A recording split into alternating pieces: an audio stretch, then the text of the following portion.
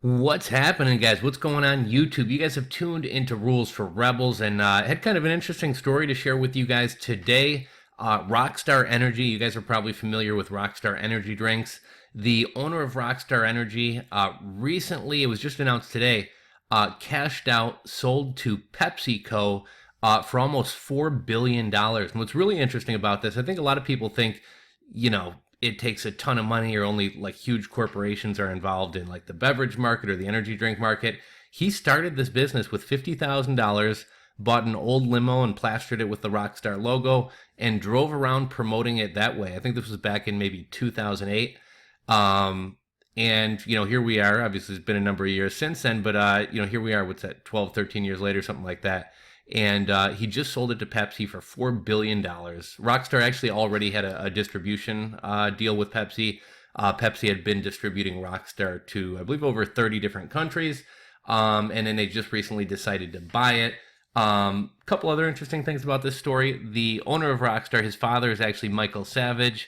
I don't know if you guys know Michael Savage. He's a conservative talk radio host.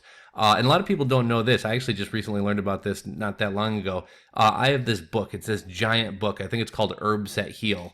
And I forget the author's name, but essentially the author is Michael Savage.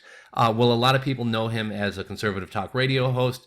In his prior life or in his younger days, he was actually like a botanist and traveled all over the world studying plants and herbs that healed. And it's this giant book that kind of breaks down, different herbs and what they do for you. Just kind of thought that was interesting as well. What's kind of interesting about this story today, in particular, right now we have this whole coronavirus thing going on. Markets are crashing. They're saying we're entering a bear market. We're entering a recession. This could be the end of mankind as we know it, the way the media is playing this up to be. And, not to make this out as a non-issue, it is definitely a big issue. But at a time when people act as if the world's ending, Pepsi has enough confidence to pay $4 billion for Rockstar. So that's what we're going to be covering in today's story. I've kind of covered most of the story right here in the intro, but let's go ahead and give this one a read. So this one comes to us from Forbes, came out earlier this morning, about 10:15 this morning, and the article is titled "Rockstar Energy Drink Founder Cashing Out for Nearly $4 Billion, Says the American Dream is Alive and Well." So let's go on down here. Amid tumultuous markets, Rockstar Energy Drink's billionaire founder Russ Weiner is cashing out. He's selling Rockstar to PepsiCo for $3.85 billion in a deal that he tells Forbes should give the country some hope. It shows the American dream is still alive and well, Weiner says. It shows Pepsi has faith in the future and they believe in what we created. It is a bright light in the middle of this hellstorm. It's also a boatload of cash for Weiner, who owns 85% of the company. Based on a deal, Weiner is still worth about $3.9 billion, as Forbes has estimated. Capital gains will likely lower his fortune by as much as $900 million once the deal closes, but he'll be significantly more liquid. And as part of the agreement, PepsiCo will give Weiner, I think his name's really Weiner, but I just like saying Weiner better, about $700 million of its future tax benefits associated with the deal, payable over 15 years. It's perfect timing right now, he says. I'll have enough money to do pretty much whatever I want in life. You got enough money to do whatever you want in about 100 lifetimes.